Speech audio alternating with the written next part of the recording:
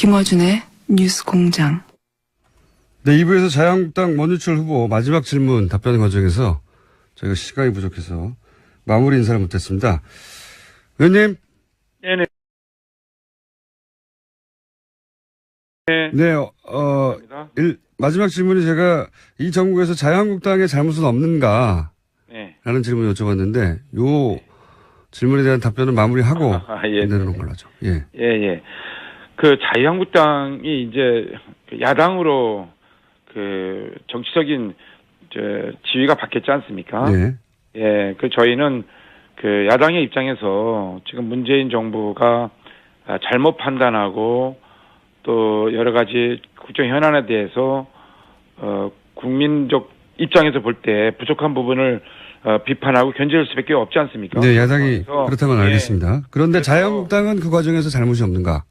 잘못이 없다기보다도요. 예. 그런 표현보다도 저는 그 자유한국당이 적극적으로 국민을 위해서 안보나 민생 같은 데는 여야가 없기 때문에 그런 분야에 있어서는 적극 협치를 해야 된다고 보고 있습니다. 그런데 문재인 정부가 협치를 진정으로 원한다면 협치가 협박으로 보여서는 안 된다고 생각하는 거죠. 무슨 말씀이시냐면 이 안보 문제와 관련돼서는 이 사드와 관련돼서는 우리는 입장을 달리하고 있지 않습니까? 지금 이 사드 배치의 보류라든가 또 문정인 특보의 그 발언이라든가 이런 것에 대해서 우리 국민들이 이 안보 불안감을 오히려 증폭시키고 있기 때문에 국민들의 이러한 불안감을 해소시키는데 자유한국당이 더 적극적으로 이 문제를 제기하고 대안을 내놓고 있는 겁니다. 그렇기 때문에 앞으로도 우리 자유한국당은 문재인 정부가 잘못되고 있는 부분에 대해서는 강력히 견제를 할 것이고요. 또 나아가서는 대안도 분명히 내놔서 진정으로 협치를 통해서 국민들이 원하는 새로운 정치를 우리 자유한국당이 해나갈 것이다. 특히 인사청문회 과정에서 문재인 정부가 높은 지지율만 믿고 그냥 밀어붙이기식 그냥 묻지마 통과, 닥치고 통과식으로 하는 거는 정말 곤란하다.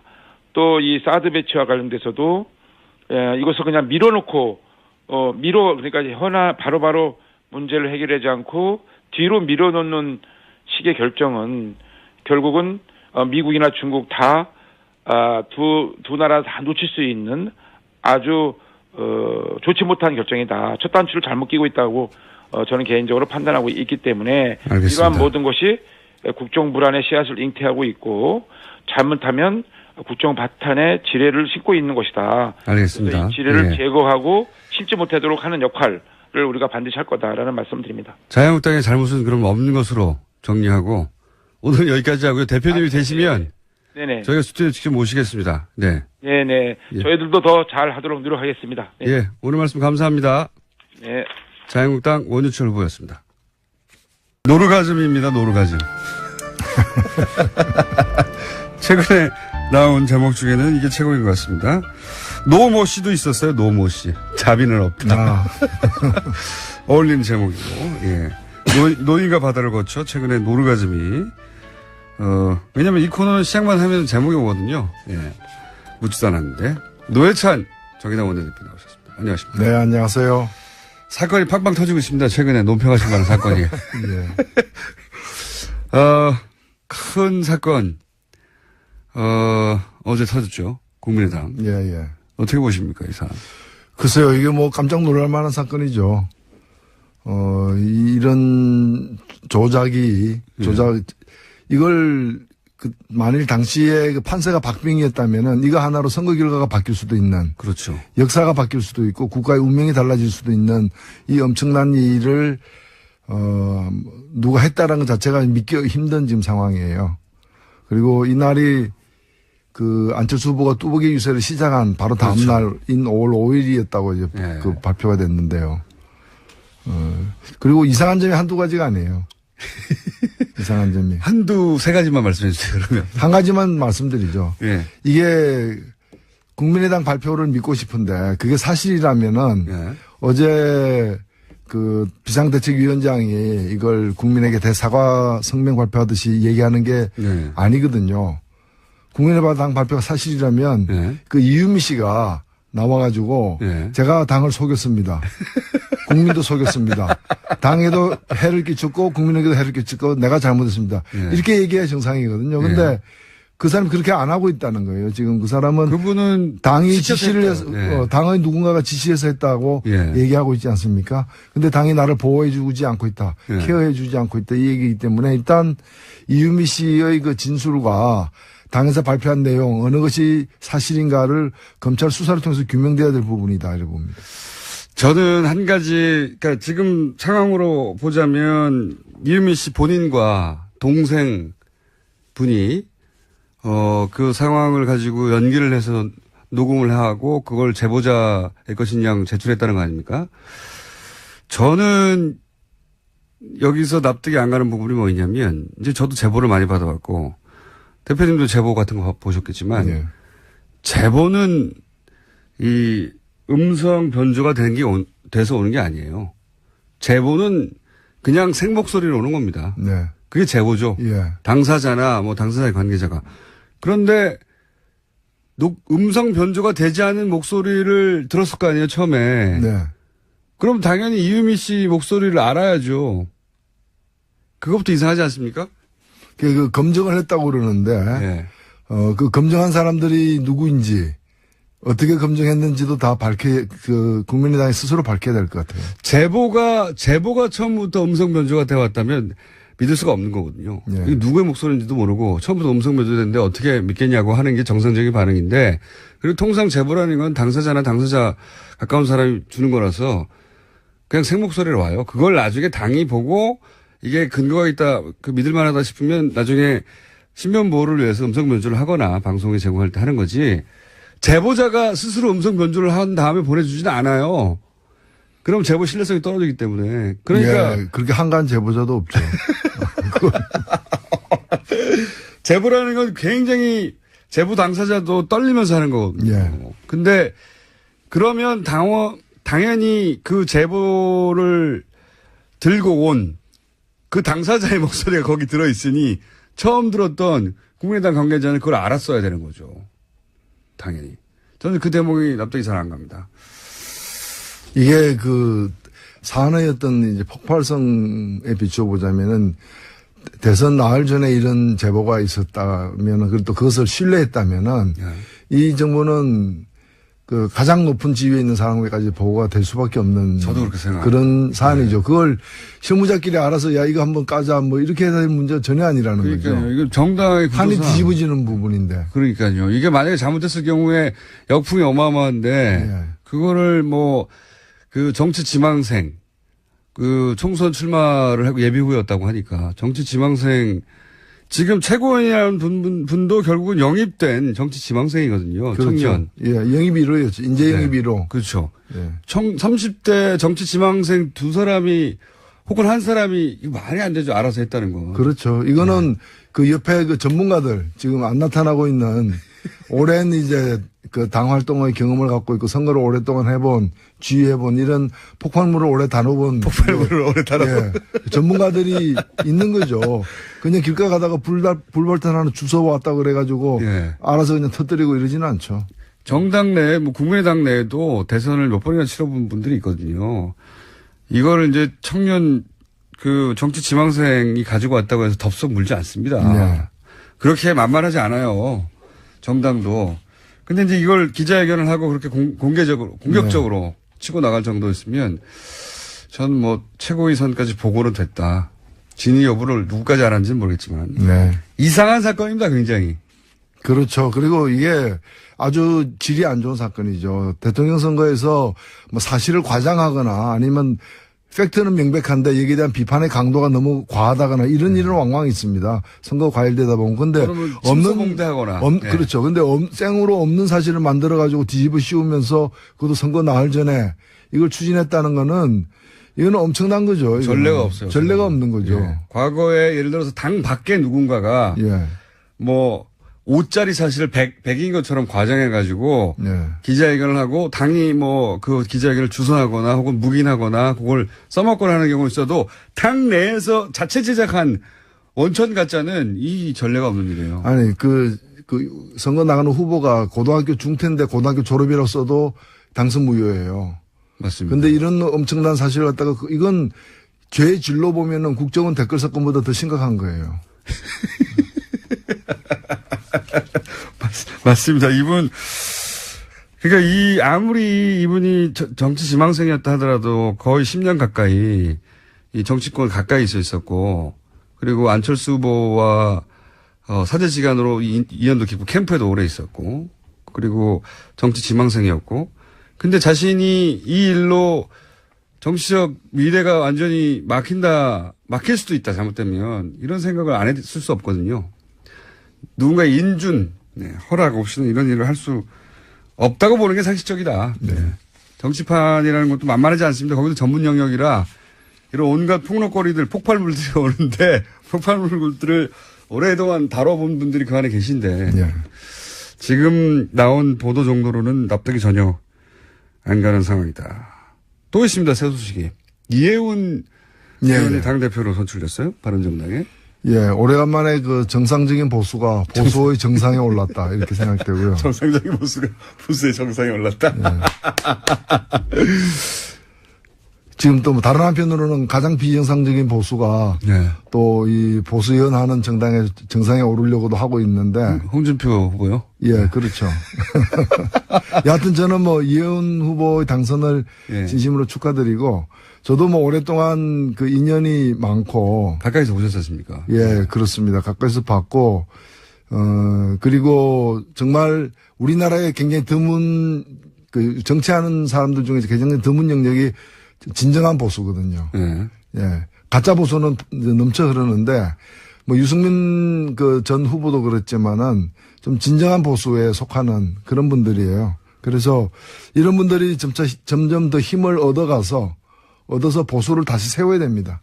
그러니까 이미 그 낡은 보수, 그 보수라고 보기 힘든 극우 반동, 그런 수구 세력들을 뭐 세탁을 하거나 또는 뭐 어떻게 그 분해가 재조립한다거나 어떤 방법으로도 그는 다시 보수를 재생하는 게 불가능하거든요. 이런 분들이 좀 새롭게 보수를 갖다가 중흥하는 역할을 해서 건강한 보수를 만들기 바랍니다. 자유한국당에서 만약에 지금 이제 인지도에서 앞서는 건 사실이니까 홍준표 후보가 만약에 당대표가 됐다. 100%죠. 예, 불행해도 100%입니다. 그러면 자유한국당의 홍준표 대표와 바른정당의 이해운 대표는 극과 극이에요. 네. 여러 가지 면에서 두 당이 어떻게 합니까 이제? 싸워야죠. 정말로 심하게 싸울 것이다. 두 당이. 사안별로 저는 그렇게 예상합니다. 일단 이해운 그 대표가 그 당선 직후에 이제 발표한 내용을 보면은 진영 논리에 사로잡히지 않겠다라는 거거든요. 네. 야당이라고 해서 또 보수라고 해서 눈 감고 함께 하지 않겠다. 사안마다 네. 합리적인 게 무엇이냐를 보고서 입장을 갖다가 그때그때 달리하겠다고 했기 때문에 저는 그 가장 올바른 선택을 하고 있다고 보여집니다. 이해운 의원과, 바른정당과 진보정당이 이제 도저히 타협할 수 없는 지점도 있죠, 분명히. 그러니까 좀 정당이 다른 건데. 근데 이제 말을 하다 보면은 어쨌든 대화는 되거든요. 합리적인 대화는 되거든요. 그렇죠. 이건 우리가 철학과 다르기 때문에 무슨 얘기인지 알겠지만 우리는 동의할 수 없다. 이렇게 되는 거거든요. 네, 일단 뭐 안보는 보수, 경제는 뭐 개혁 이렇게 그 입장을 취하고 있기 때문에 안보와 관련해서는 입장이 다를 거예요. 다만 네, 특히 사드 관련해서는 이제 이해운 대표 같은 분의 이제 특징이 뭔가면은 안보를 얘기하면서도 그러나 종북은 안보가 아니다. 종북몰이는 예. 그건 선을 긋거든요. 빨갱이 몰이는 하지 않는다. 예. 예. 그런 점에서 보면은 뭐 대화가 가능한 여지가 많다고 봅니다. 근데 이제 박지원 의원이 오늘 오전에 인터뷰를 했나 봐요. 네. 인터뷰를 했는데 방금 전 소위 이제 녹취 조작 사건에 대해서 네. 특검을 해서 누가 책임이 있는지 국민의당 내부에 자세히 밝히자. 동시에 문준영 씨 사건도 이번에 같이 밝히자. 아주 대단한 분입니다. 예. 정치적 해법을 그렇게 내놨어요. 예, 어떤 그 생각으로 그렇게 말씀하셨는지는 모르겠는데 지금 특검이란 거는 검찰이 예. 제대로 수사할 가능성이 없을 때 특검을 하는 건데 지금 명백히 드러난 것은 증거를 완전히 조작해 가지고 이 채용 비리가 있는 양 뒤집어 씌운 거 혐의인데 이게 특검할 필요가 뭐가 있어요. 내버려둬도 수사를 할 것 같은데. 예. 오히려 예. 지금 더 필요한 건 뭔가 하면 국민의당이 스스로 예. 스스로 조사를 해서 당이지 않습니까? 공당이라면은 스스로 제대로 조사를 해가지고 누가 더 연루됐는지 그리고 이 당사자가 지금 이유미 씨가 얘기하는 부분이 당의 요구에 따라서 했다라는 게 사실인지 아닌지에 대해서 그다음에 누가 이걸 갖다가 신빙성을 검토했는지 어디까지 보고되었는지 안철수 후보는 알았는지 몰랐는지 이 모든 것을 스스로 조사해서 국민들에게 밝힐 필요가 있는 것이지 웬 특검입니까? 보통은 거꾸로죠. 검찰 수사를 한다고 하면 우리가 당이 알아서 하겠다고 하는 건 보통 이렇게 나오는데 자체 조사를 해서 밝히고 미진한 부분을 검찰 수사에 의뢰하겠다. 그 특검하자는 얘기는 저쪽도 여전히 의혹이 있다라는 얘기를 지금 하는 거 아니겠습니까? 저는 이거야말로 대선 불복이라고 생각합니다. 대선 불복. 이 부분 어떻게 보십니까? 홍준표 후보가 바른정당의 정병국 전 대표 자서전에 의하면 바른정당 출범 초기에 합류 의사를 타진한 적이 있다. 이래서 공방이 있어요. 근데 홍준표 후보는 물론 부인하고 있는데 그럴 법하다고 보십니까? 예, 홍준표가 실제 어떻게 했는지는 다른 사람들이 알기는 어렵고요. 그렇죠. 관련되고 접촉한 분들은 아시겠죠. 근데 당시에 보면은 반기문 후보가 완전히 이 내려놓기 전에 상황 예, 이럴 때 보면은 상당수의 제가 직접 확인한 것도 상당수의 국회의원 그다음에 자유한국당 국회의원들 그다음에 심지어는 기초자치단체장 그다음에 시의원 도의원 이런 분들이 떠날 준비를 갖다가 1진, 2진, 3진 이러면서 떠날 준비를 이삿짐 거의 다 꾸린 상태였어요. 특히 충남 지역을 베이스로 하는 국회의원들은 반기문 총장이 바른정당에 합류하기만 한다면 우리도 합류하겠다 하고 번호표 뽑아서 기다리고 있었죠. 그러니 경남 지역 같은 경우도 제가 경남 창원이니까 제가 직접 들은 얘기들이 많습니다. 당사자들로부터. 당사자들로부터 순번 기다리고 있다고. 그렇기 때문에 홍 지사 같은 경우에도 그런 여러 가지 고려를 타진을 했을 수도 있다. 다만 진짜 했는지 안 했는지는 이제 관계자들이 이제 더 얘기를 해봐야 알겠죠. 정병국 전 대표의 평상시에 이제 품성이라든가 겪어본 바에 의하면 자서전에 이거를 소위 뻥을 칠 분입니까? 글쎄요. 제가 볼 때는 책에다가 그냥 지나가는 말도 아니고 책에다가 기록에 남는 거짓말을 할 분으로 보이지는 않습니다. 저도 통상 주변에서도 더 그런 얘기를 하는데 물론 이런 수도 있습니다. 같은 말을 서로 달리 해석했다. 요게 나머지 남아있는 한 가지 가능성이죠. 근데 이제 그 책 내용도 측근을 통해서 알아봤다라는 것이기 때문에. 측근을 통해서. 그러니까 홍 지사 입장에서는 그건 측근이 한 일이다. 나는 모른다. 최악의 경우에는 그렇죠. 측근이 한 일이고 나는 모른다. 나는 측근이 아니다. 그런 거겠죠. 나는 측근이 아니다.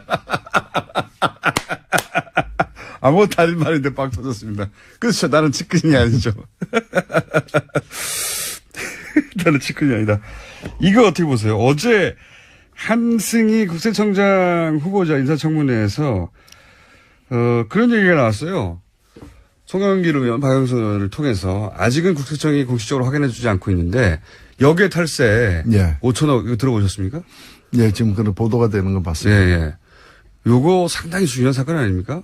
그렇죠. 사실은 무궁무진한 아직까지 이제 제대로 탐사도 못 해본 그런 앞으로 조사, 수사 여러 가지 이런 것들이 필요한 대목이라고 봅니다. 어제 나온 질문의 내용만으로 보자면 질의의 내용만으로 보자면 역외 탈세를 자진 신고하면 문제 삼지 않는다 정도의 일이 있었고 그 과정에서 삼성 쪽에서 5천억 정도를 역외 탈세했던 것을 신고했고 이런 이야기거든요. 그런 사실이 있습니까? 했는데 이제 제대로 답변이 안 되고 넘어갔는데 만약에 그런 사실이 있었다고 치면 그럼 비자금을 합법화해 주는 창구로 국세청을 쓴 거 아닙니까? 이게 국세청 단독으로 해줄 수 있는 사안입니까? 그렇죠. 사실 뭐 비자금 전체를 다 이제 그런 방법으로 세탁하지는 못할 거예요. 왜냐하면 네. 그것도 예. 신고하면은 이제 그 면제 준다고 얘기는 했지만 신고하는 수가 너무 커버리면은 그게 또 이제 큰 문제가 되죠. 그 국세청이 스스로 감당하고 넘어갈 문제가 아니게 되는 거죠. 그 정도 액수면은 그래서 이제 의혹 제기의 밑바탕에는 당신은 이제 최순실 정유라 지원 건으로 삼성과 그 청와대 간에 딜이 있었던 거 아니냐. 자, 정유라 이런 식으로 지원해주면 우리가 예를 들어서 합병에 대해서 눈 감아주거나 도와주거나 혹은 뭐 기타 민원 사항이 있으면 해결해주고 이런 딜 속의 일부였던 게 아니냐 하는 게 의혹의 정체인 것 같아요. 뭐 삼성에서 국민연금 합병 문제, 예. 그 국민연금 관련 주식 합병 문제라거나 삼성중공업 문제라거나 아니면 SK에서 그 동생을 꺼내는 문제라거나 예. 여러 가지 또는 이제 면세점 문제라거나 여러 가지 기업들의 그 민원, 정말 치명적인 그런 민원을 갖다가 해결하는 대가로다가 금전적 지원을 갖다가 예. 본질적으로는 뇌물이지만 그걸 가지고 어떤 지원을 갖다가 받았던 그런 정황들이 많이 확인됐지 않았습니까? 예. 그렇기 때문에 이것도 그럴 가능성이 충분히 있는 거죠. 그렇죠. 금액 연장선상에서 나와야 될 얘기인데 이 삼성 관련 뉴스들은요 보도가 잘 안 돼요. 그게 신기하죠. 예. 예, 뭐 보도되는 그 통로에 이제 그쪽 삼성에서 많이 이렇게 작용을 하고 있다고 봐야죠. 게이트키퍼가 따로 있는 건지 잘 안 됩니다 보면 사실 요런 건들은.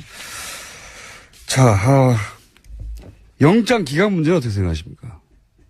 정유라 씨가 영장이 두 번째 기각됐지 않습니까? 예, 뭐 지금 세 번째 영장을 청구할 가능성이 있고요. 예. 왜냐면은 그 마을 세탁과 관련해 가지고 예. 이 정유라 씨가 말을 좀 바꿨거든요. 그 말을 바꿔서 예, 별것도 아닌 말인데 이렇게 막 터지는. 말을 바꿨죠. 그래서 말 바꾸는 것에 관해서 말을 바꿨죠. 예, 그렇죠.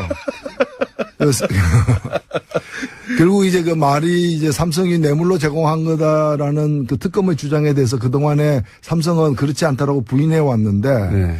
이것이 이제 그 뇌물로 규정할 수 있는 어떤 정황을 갖다가 정윤아 씨가 얘기를 했어요.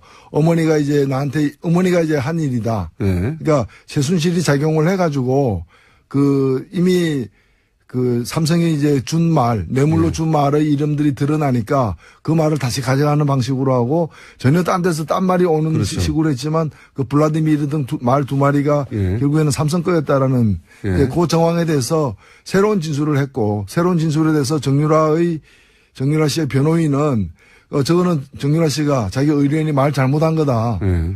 또 이렇게 덮어버리려고 지금 하고 있는 상황이기 때문에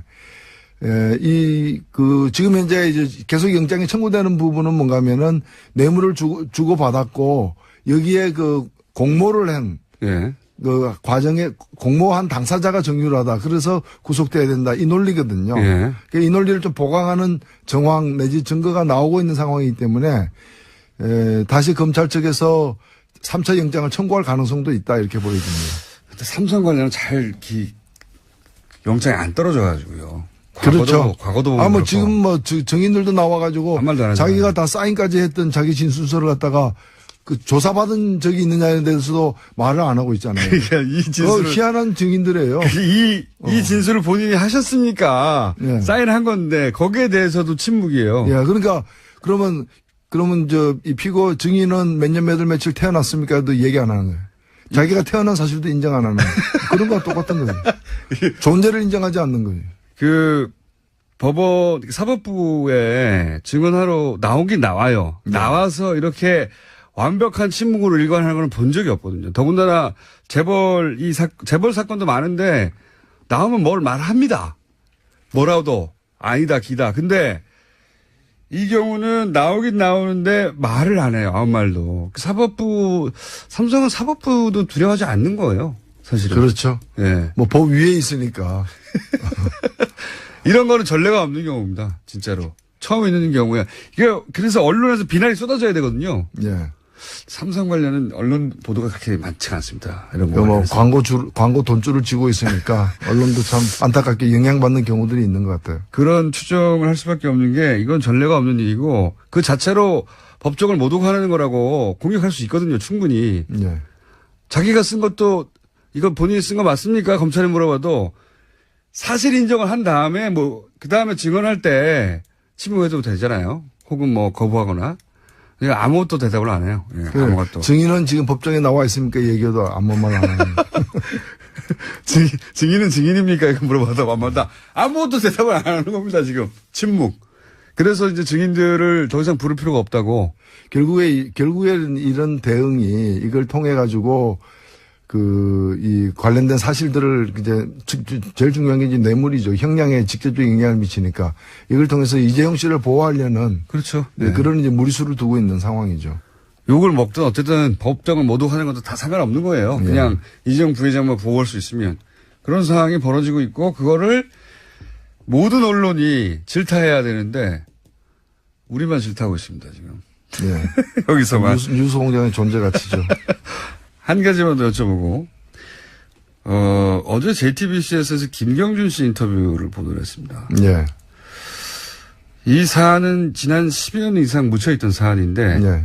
묻혀있었지만 사람들은 다들 기억하는 사안이죠. 네. 이 사건을 앞으로 어떻게 보십니까? 예. 저는 이제 박근혜 전 대통령이 이제 탄핵을 당했기 때문에, 이제 다음 순서는 이명박 전 대통령이라고 생각됩니다. 오히려 박근혜 정권에서 이명박 대통령 시절에 있었던 여러 비리나 문제들에 대해서 이 당시 박 정권이 나서서 그걸 갖다가 은폐하는데 여러 기여를 했다고 저는 보여졌기 때문에 그 당시에 있었던 여러 그 비리 의혹들 또 주요 정책의 어떤 그 문제점 이런 부분과 관련해 가지고는 진상규명이라거나 또는 이제 진실에 대한 어떤 조사가 필요하다고 봅니다. 이제 그 첫 출발이 김경준 씨 입을 통해서 시작된 것 같아요. 네. 네. 그게 JTBC가 한 번 보도하고 말 것 같지는 않고요. 네. 앞으로 이어질 것 같고. 요 분야는, 대표님도 전문 분야 아닙니까? 자, 앞으로 제가 보기에는, 이명박 전 대통령에 대한 얘기가 나올 수밖에 없는데, 노회찬 원내대표가 크게 활약이 기대되는 분야입니다. 정의당도 당대표가 곧 선출되죠? 예, 그렇죠. 네. 누가 될 거라고 보십니까? 예, 좋은 분이 될 겁니다. 유일하게 비겁한 답변이었습니다. 자, 오늘 여기까지 하겠습니다. 예. 지금까지 정의당 노회찬 원내대표였습니다. 감사합니다. 네, 감사합니다. 날이 좋아서, 날이 좋지 않아서, 날이 적당해서 공장장과 함께한 모든 아침이 눈부셨다.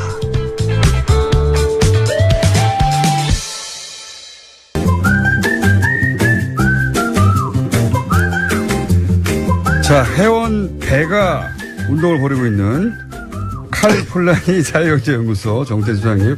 해원 지난주에 얼마나 늘었습니까? 제가 직원한테 물어봤어요. 우리 네. 김어준 총수가 배가 운동을 한 다음에 얼마나 늘었냐. 네. 한 달 동안 12명. 일주일에 3명씩. 그만큼 가입이 이 돈 내고 가입하는 거 아닙니까? 근데 이게 그렇잖아요. 이게 보통은 차 타고 다니면서 듣잖아요. 예. 차 타고 내려서 사무실까지 가면 잊어버리죠. 그렇죠. 그래서 이름을 어렵게 정했다는 겁니다. 차라리 정태인 연구소라고 했으면 그나마. 그렇죠. 그럼 정태인 쳐보는데. 그러니까요. 칼폴라니? 근데 정태인 연구소로 지금 나옵니다. 그래서 홈페이지 들어가시면 됩니다. 자, 연구소 이름을 정태인 연구소로 바꿔주세요.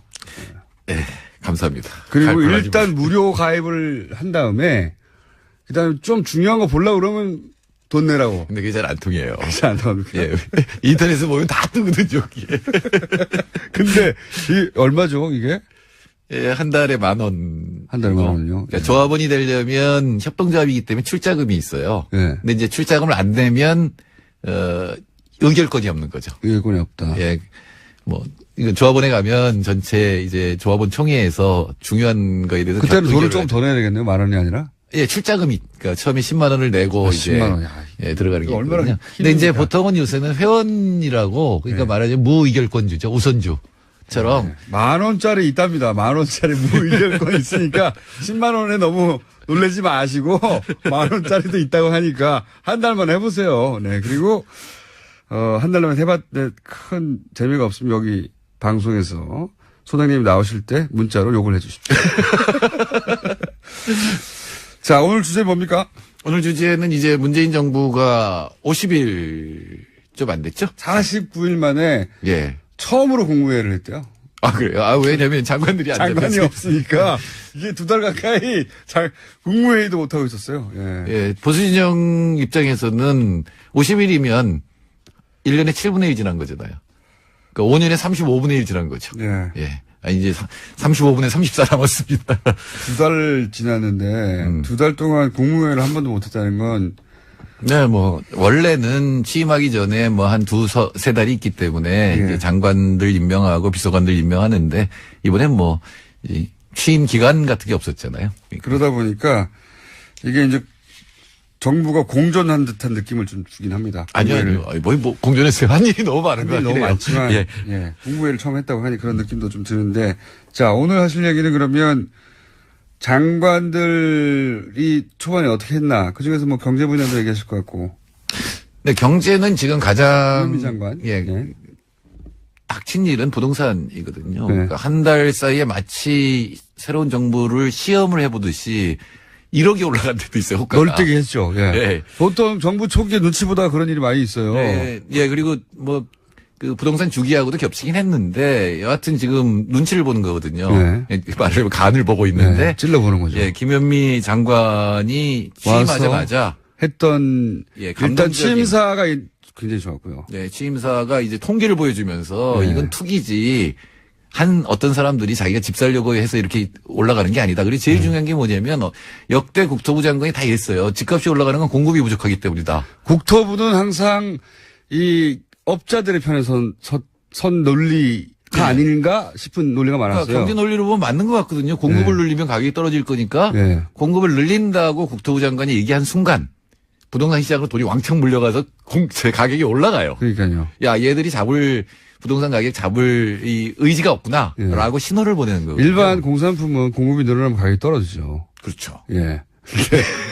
부동산은 이미 전 국민에게 한 사람당, 한 가구당 한 집이 돌아갈 만큼 이미 충분히 있거든요. 예, 그건 아주 간단한 계산을 해보면 되는데 정확한 통계는 없습니다만 우리나라 5천만 명이잖아요. 3명이 한 가구라고 치면 한 1,700만 정도가 네. 가구가 있는데 있어요, 집이. 그 정도 이상. 예, 근데 반이었거든요. 예.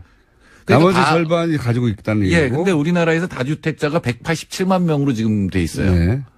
그러니까 750만 채를 187만 명이 갖고 있는 거죠. 10%가 다 가지고 있는 거죠. 예. 그러니까 그러니까. 4채 내지 5채를 평균 갖고 있는데 문제는 뭐냐면은 임대소득 신고한 사람은 4만 8천 명이에요.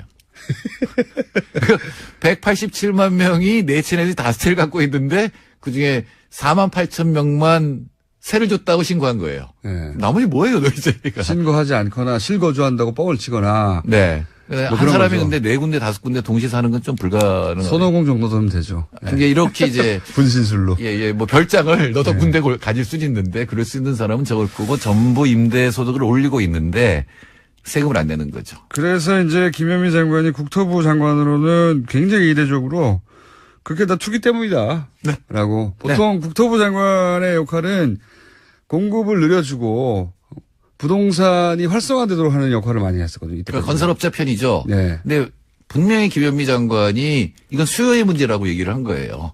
투기 수요의 문제라고 얘기를 한 거고 그렇게 되면 이제 확실하게 문제가 되겠구나 이렇게 생각하면 이제 투기가 잡힐 수 있는 거죠. 제가 보기엔 처음이에요. 국토부 장관이 이렇게 얘기한 거는. 저도 처음 봐요. 국토부 장관이 이렇게 얘기한 거죠. 국토부 장관은 언제나 공급이 문제라고 얘기를 했지. 네. 국토부니까요. 그러니까 여성이 장관을 해야 돼요. 갑자기 점프. 아니 근데 최근에 이제 물론 공약이기도 하지만 강경화 장관도 취임하자마자 사실은 이 여성들 사이에서 상당히 인기가 높고요. 그리고 김현미 장관도 그런 인기를 누릴 만한 초반 행보를 보여주고 있습니다. 사실은 그러니까 장관이 할 수 있는 게 굉장히 많아요. 행정명령만 가지고도. 네. 근데 남성 장관들은 꼭 이렇게 여러 가지를 따지고 나서 마치 무슨 큰 의미가 있는 듯이 정책을 내놓는데 한참 있다가 그것도 이제 여러 사람 말을 들어보 이해관계를 다 듣고 요 사람도 배려해줘야 되고 저 사람도 배려해주고 하다 보면 술에 술 탄 듯 물에 물 탄 듯 결국 변하는 게 없는 예. 그렇게 그럼 되는 애들이 경우가 다 또 많아요. 대응을 하거든요. 근데 네. 여성들은 공감 능력이 있잖아요. 아픈 사람들에 대한 공감 능력이 있으니까 당장 할 수 있는 일부터 하거든요. 행정명령으로. 그게 핵심입니다. 그래서 저는 웬만한 사회부처는 다 여성 장관으로 으로 다 바꿔버리고 싶으세요? 예. 지금 아까운 분이 장관 하실 분이 비서관으로 갔어요. 은수미. 노동부. 은수미 전 예, 의원이요. 저는 그 은수미 그때 옛날에 박사일 때 만났는데 이렇게 얘기하더라고요. 노동 분야의 최고수죠, 최고수. 행정명령으로 할 수 있는 게 노동 문제의 70%래요. 아. 그래서 그때는 제가 호기롭게 장관해라 너. 이랬는데. 아니면 임명권을 먼저 가진 다음에 얘기하세요. 예, 그게 문제입니다. 임명권도 없어서 장관이라 너 그러면 뭐 장관이 됩니까? 아무 소용없는. 하기는 은수미 비서관이 이제는. 예. 그, 청와대 비서관으로 예, 들어갔습니다. 조국 수석한테 국가 이렇게 얘기 안 한다 그랬는데 저도 이제 둘이 너 이렇게 은수미한테 너 이렇게 얘기하면 안 되죠. 두 분이 친구랍니까? 동기죠, 동기. 그렇군요. 산호맹의 동기죠. 그렇죠. 그렇군요. 저도 여성 장관, 그러니까 그런 생각, 여성 장관들이 훨씬 더 잘할 거라고 생각하는 것이 말씀하신 대로 이제 감성의 문제도 있고 그리고 이제 남자들이 사회생활을 하면서 맺어왔던 관계들 때문에 그 관계들을 일정 정도 계속 배려하면서 본질을 놓치는 경우가 많은데 이 여성 장관들이 훨씬 직관적이고 본질을 놓치지 않는다. 다이렉트로. 그런 면에서는 우리 김상조 위원장은 여성스러워요. 즉각적으로 필요한 것들 지금 하고 있거든요. 맞습니다. 예. 그 국방부, 구미에서 국방부 장관을 여성으로 계속 임명해 나가는 추세란 말이죠. 네. 그것도 이유가 있는 것 같아요. 그분들이 대부분 군의 경력이 없어요. 예, 경력이 있기가 어렵죠, 좀. 네. 네. 군의 경력이 있는 분이 한 분 정도 있는 걸로 아는데 해군 중령이었던가요? 그런데 다른 유럽 국가들이 군 경력이 없는 사람들이 회계사 출신도 있어요. 근데 회계사가 하면 좋겠네요. 왜냐면 군에는 방산비리 굉장히 많기 때문에 회계사가 보면 다 이렇게 보이니까 눈에. 근데 그런 여성 국방장관을 자꾸 임명하는 이유가 잘하더라는 겁니다. 그렇죠. 그럴 줄 몰랐는데 처음에는 상징적인 조치였는데 잘하더라는 거죠. 그래서 우리나라도 여성 장관의 수를 늘려야 된다는 생각을 점점 김현미 장관 하는 거 봐도 그렇고. 밖에서 우리 정 PD가 김어준 내각에서 은수미 비서관을 노동부 장관으로 넣었었는데. 제가 임명할게요, 그러면. 예, 정권을 잡으십시오. 저한테 그러지 말고. 저희 PD들한테 방송국 다 나눠줬거든요, 미리. 벌써? 벌써 1월 달에 다 나눠줬어요, 제가. 방송 2개씩 나눠준 것도 있고요. 자, 그래서 김현미 장관이 실제로 한 조치가 시장의 메시지로 전달돼서 시장이 반응하고 있습니까? 예, 일단 떴다방 같은 것들은 이제 행정 조치를 취하니까 없어졌고, 그 다음에 김 장관이 26일 날 한 일은 뭐냐면 동대문 휘경동에 있는 청년 전세임대 주택에 갔거든요. 예. 그러니까 지금 수요가 문제라고 얘기를 했잖아요, 취임사에서. 근데 이제 공급에 대한 얘기를 하러 청년 임대주택에 간 겁니다. 공급은 공공임대주택을 공급하겠다. 이렇게 이제 얘기를 해서. 보통은 중대형 아파트 공급을 늘리겠다 이런 식으로 얘기하는데. 그게 이제 부동산 업자한테도 좋고 가격이 올라가서 경기를 살린다 뭐 이런 게 있는 항상 거죠. 그래왔는데 그게 아니라 이제 임대주택을 늘리겠다고. 그러니까 임대주택 늘리겠다는 얘기는 또 장관이 다 했어요. 고급 측면에서. 근데 이번에는 상징적으로 첫 번째 방문지가 청년과 신혼부부를 위한 임대주택을 늘리겠다라고 얘기를 하고 금년에 구체적인 수치를 얘기를 했기 때문에 그러니까 가난한 사람들, 어려운 사람들에 대해서는 바로 살 수 있는 집을 주고 투기는 잡겠다라고 하는 명확한 의지를 밝힌 거죠. 그래서 이제 부동산 가격이 좀 주춤합니다. 실제 시장이 반응하고 있어요. 그리고 김현미 장관 본인이 부동산 문제로 스스로 자기 집 문제로 뭐 대부분의 생활인들이 그렇지만 국회의원이었음에도 불구하고 이런 어려움들이 있었다 얘기를 본인 경험에서 나온 것도 있는 것 같아요, 보니까. 그렇죠. 보통 사람은 집 때문에 굉장히 고생을 많이 하거든요. 한 채가 그렇죠. 있거나 없는 사람은 정말 고생을 하는데. 있어도 한 채도 어렵고요. 제가 경제학자라고 괜히 집 하려고 했다가 지금 전세금 올려달라고 해서 지금 차여사한테 아주 고통. 경제학자가 돈 버는 거 못 봤어요, 저는. 네, 경제학자들 중에 주식에서 성공한 사람이 역사적으로 2명밖에 없어요. 리카도하고 케인즈 2사람밖에 없어요. 1분밖에 안 남았는데. 벌써. 예. 오늘 잡담이 너무 길었습니다. 한 가지만 얘기해보죠. 지금 김상조 공정위원장이 4대 그룹 간담회를 했잖아요. 재벌들을 만났어요. 네. 무슨 얘기를 했는지. 그러니까 알아서 해라라고 얘기를 한 거죠. 기본적으로는. 예. 예. 그리고 이제 삼성. 공정하게만 하는지 내가 감시하겠다. 예, 삼성 권오현 부회장이 한 얘기가 재밌는데 서로 굉장히 얘기가 다른 줄 알았는데 이제 이해도 했다. 만나서. 그런 정도 얘기고 이제 알아서 하라 그러면서 동시 채찍도 들었죠. 그러니까 지금 김상조 위원장이 옛날에는 그 복잡한 기업지배 구조 얘기를 하다가 실제로 하는 일은 뭐냐면 재벌의 내부 거래 잡겠다는 거거든요. 내부 거래를 잡겠다. 그러니까 위장 계열사 만들어서 막 키워주는 거 몰아주기, 또 하나는 외부 갑질, 하청에 대해서 잡겠다. 그래서 현대 위화가 지금 문제가 되는 거잖아요. 그렇군요. 저는 김상조 위원장이 하는 거는 무조건 찬성입니다, 사실은. 자, 재벌 총수가 공정위원장한테 찬성이에요. 자, 오늘 여기까지 하겠습니다. 자, 가입을 애타게 기다리고 있는 정태인 수장님의 칼플란이 가입하시고요. 저는 김원준이었습니다. 내일 뵙겠습니다. 안녕! 저희가 거기 들어있으니 처음 들었던 국민의당 관계자는 그걸 알았어야 되는 거죠. 당연히. 저는 그 대목이 납득이 잘 안 갑니다. 이게 사안의 어떤 이제 폭발성에 비춰보자면은 대선 나흘 전에 이런 제보가 있었다면은 그리고 또 그것을 신뢰했다면은 이 정부는 가장 높은 지위에 있는 사람에게까지 보고가 될 수밖에 없는 저도 그렇게 생각합니다. 그런 사안이죠. 그걸 실무자끼리 알아서 야 이거 한번 까자 뭐 이렇게 해야 될 문제가 전혀 아니라는 그러니까요. 거죠. 이거 정당의 판이 구조상. 뒤집어지는 부분인데. 그러니까요. 이게 만약에 잘못됐을 경우에 역풍이 어마어마한데 그거를 정치 지망생 총선 출마를 하고 예비 후였다고 하니까 정치 지망생 지금 최고위원이라는 분도 결국은 영입된 정치 지망생이거든요. 그렇죠. 청년. 예, 영입 1호였죠. 인재 영입 1호. 그렇죠. 예. 30대 정치 지망생 두 사람이 혹은 한 사람이 이거 말이 안 되죠. 알아서 했다는 거. 그렇죠. 이거는 그 옆에 전문가들 지금 안 나타나고 있는 오랜 이제 당 활동의 경험을 갖고 있고 선거를 오랫동안 해본 지휘해본 이런 폭발물을 오래 다뤄본 전문가들이 있는 거죠. 그냥 길가 가다가 불발탄 하나 주워 왔다 그래가지고 알아서 그냥 터뜨리고 이러지는 않죠. 정당 내 국민의당 내에도 대선을 몇 번이나 치러본 분들이 있거든요. 이거를 이제 청년 정치 지망생이 가지고 왔다고 해서 덥석 물지 않습니다. 그렇게 만만하지 않아요. 정당도. 근데 이제 이걸 기자회견을 하고 그렇게 공격적으로 치고 나갈 정도였으면 저는 최고위 선까지 보고는 됐다. 진위 여부를 누구까지 알았는지는 모르겠지만. 이상한 사건입니다, 굉장히.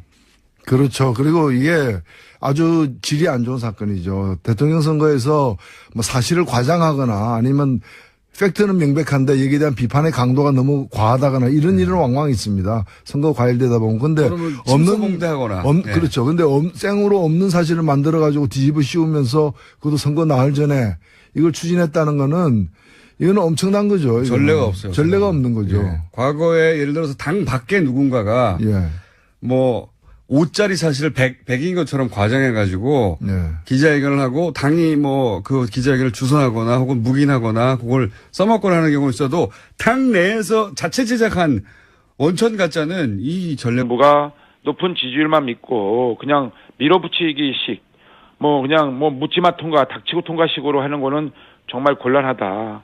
또 이 사드 배치와 관련돼서도 이것을 그냥 밀어놓고 그러니까 바로바로 문제를 해결하지 않고 뒤로 밀어놓는 식의 결정은 결국은 미국이나 중국 다 두 나라 다 놓칠 수 있는 아주 좋지 못한 결정이다. 첫 단추를 잘못 끼고 있다고 저는 개인적으로 판단하고 있기 때문에 알겠습니다. 이러한 모든 것이 국정 불안의 씨앗을 잉태하고 있고 잘못하면 국정 바탄에 지뢰를 싣고 있는 것이다. 알겠습니다. 그래서 이 지뢰를 제거하고 싣지 못하도록 하는 역할을 우리가 반드시 할 거다라는 말씀드립니다. 자유한국당의 잘못은 그럼 없는 것으로 정리하고 오늘 여기까지 하고요. 대표님이 되시면 네네. 저희가 스튜디오에 직접 모시겠습니다. 네. 네네. 저희들도 더 잘하도록 노력하겠습니다. 네. 예. 오늘 말씀 감사합니다. 네. 자유한국당 원유철 후보였습니다. 노르가즘입니다. 노르가즘. 최근에 나온 제목 중에는 이게 최고인 것 같습니다. 노모 씨도 있었어요. 노모 씨. 자비는 없다. 어울리는 제목이고. 예. 노인과 바다를 거쳐 최근에 노르가즘이 왜냐면 이 코너는 시작만 하면 제목이 오거든요. 예. 묻지도 않았는데. 노회찬 정의당 원내대표 나오셨습니다. 안녕하십니까. 네, 안녕하세요. 사건이 팡팡 터지고 있습니다. 최근에 논평하신 많은 사건이. 예. 큰 사건, 어제 터졌죠. 국민의당. 예, 예. 어떻게 보십니까, 이 사안? 글쎄요, 이게 뭐 깜짝 놀랄 만한 사건이죠. 이런 이걸 만일 당시에 그 판세가 박빙이었다면은 이거 하나로 선거 결과가 바뀔 수도 있는. 그렇죠. 역사가 바뀔 수도 있고 국가의 운명이 달라질 수도 있는 이 엄청난 일을, 누가 했다라는 것 자체가 믿기 힘든 지금 상황이에요. 그리고 이날이 그 안철수 후보가 뚜벅이 유세를 시작한 바로 다음 그렇죠. 날인 5월 5일이었다고 이제 예. 그 발표가 됐는데요. 그리고 이상한 점이 한두 가지가 아니에요. 이상한 점이. 세 가지만 말씀해 주세요, 그러면. 한 가지만 말씀드리죠. 예. 이게 국민의당 발표를 믿고 싶은데 그게 사실이라면은 예. 어제 그 비상대책위원장이 이걸 국민에게 대사과 성명 발표하듯이 얘기하는 게 예. 아니거든요. 국민의당 발표가 사실이라면 예. 그 이유미 씨가 나와가지고 예. 제가 당을 속였습니다. 국민도 속였습니다.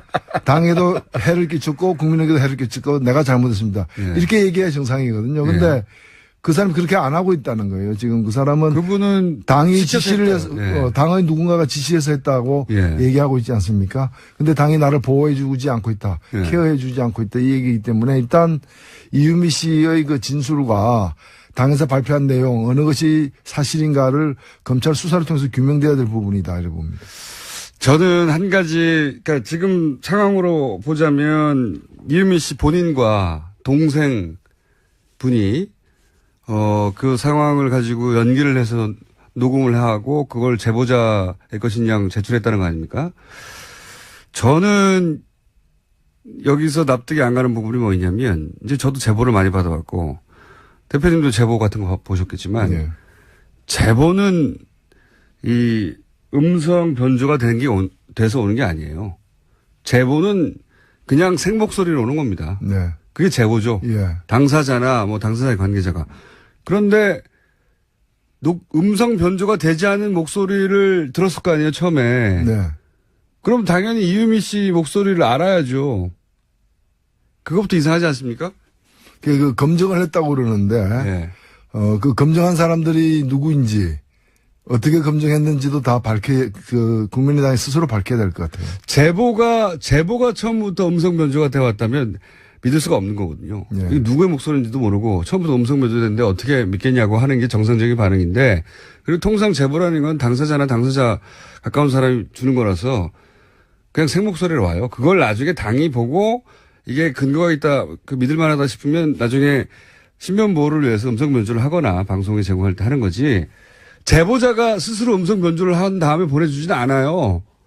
그럼 제보 신뢰성이 떨어지기 때문에. 그러니까. 예, 그렇게 한가한 제보자도 없죠.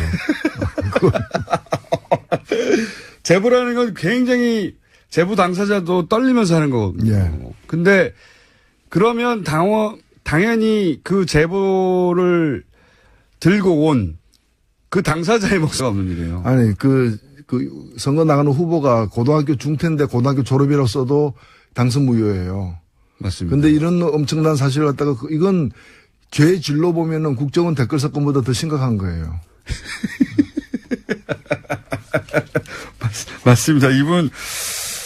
그러니까 아무리 이분이 정치 지망생이었다 하더라도 거의 10년 가까이 이 정치권 가까이 있었고 그리고 안철수 후보와 사제지간으로 2년도 깊고 캠프에도 오래 있었고 그리고 정치 지망생이었고 근데 자신이 이 일로 정치적 미래가 완전히 막힐 수도 있다 잘못되면 이런 생각을 안 했을 수 없거든요.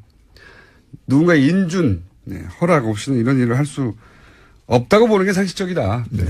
정치판이라는 것도 만만하지 않습니다. 거기도 전문 영역이라 이런 온갖 폭력거리들, 폭발물들이 오는데 폭발물들을 오랫동안 다뤄본 분들이 그 안에 계신데 예. 지금 나온 보도 정도로는 납득이 전혀 안 가는 상황이다. 또 있습니다. 새 소식이. 이해운 의원이 당대표로 선출됐어요. 바른정당에.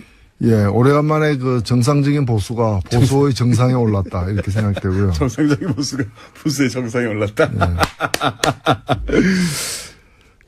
지금 또 뭐 다른 한편으로는 가장 비정상적인 보수가 네. 또 이 보수연하는 정당의 정상에 오르려고도 하고 있는데. 홍준표 후보요? 예, 그렇죠.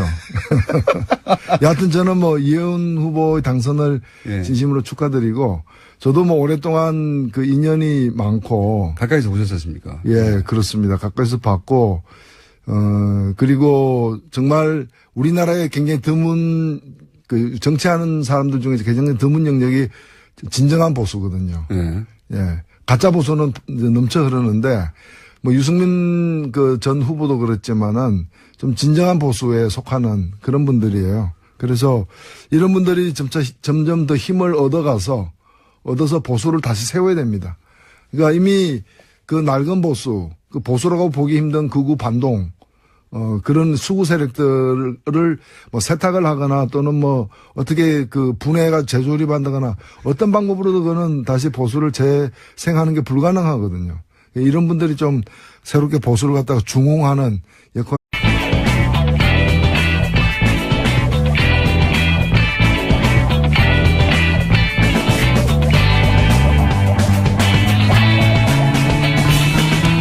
김어준의 뉴스 공장.